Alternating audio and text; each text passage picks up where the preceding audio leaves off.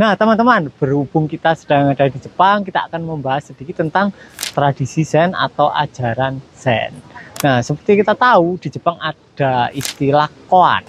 Nah, koan ini adalah pertanyaan aneh yang biasanya diutarakan oleh pengajar Zen kepada murid-muridnya. Contohnya, seringkali para pengajar Zen bertanya seperti ini. Bagaimana cara mengeluarkan bebek dari botol tanpa menghancurkan botolnya? Atau mungkin pertanyaannya, bagaimana suara dari tepukan satu tangan? Satu tangan tepukannya gimana suaranya? Nah, itu ditujukan untuk melelahkan pikiran. Jadi pikiran kita disuruh mikir apa jawabannya, tapi jawabannya tidak pernah ada. Oke? Tidak pernah ada jawaban yang benar. Jadi ketika pikiran kita dipaksa memikirkan jawabannya terus menerus, maka pikiran kita akan kelelahan. Nah, ketika kelelahan, otomatis dia akan diam.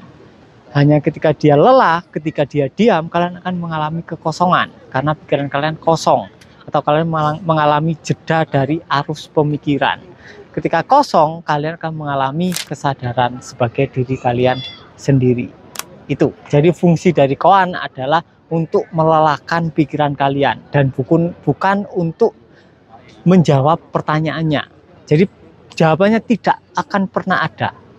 Jadi bagi kalian yang mempraktekkan koan, ya dipraktekkan saja. Jadi cukup dicari jawaban dari bagaimana suara dari tepukan satu tangan, ya udah dipikirkannya saja.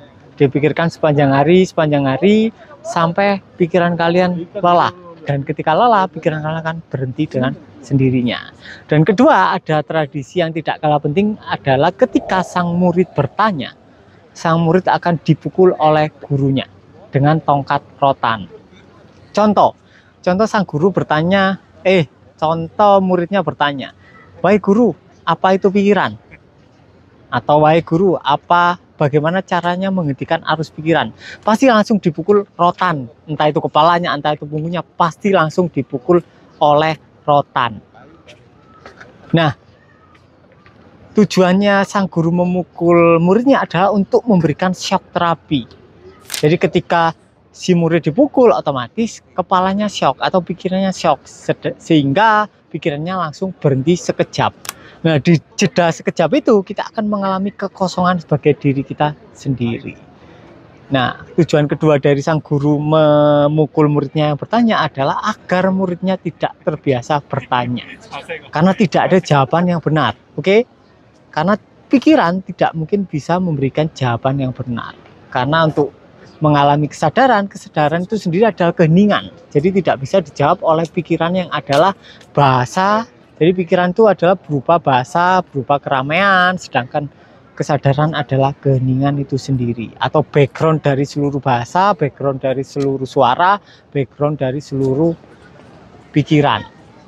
Oke, jadi pikiran tidak akan bisa mengetahui apa itu kesadaran. Jadi bagi kalian yang seringkali bertanya di grup, ada baiknya berhenti dulu bertanya, sebelum bertanya disadari dulu pertanyaannya, karena tidak pernah ada jawaban benar yang disediakan oleh orang lain, disediakan oleh pikiran, atau bahkan disediakan oleh guru kalian masing-masing. Jadi sebelum kalian bertanya ataupun kalian mau bertanya, sadari saja pertanyaannya.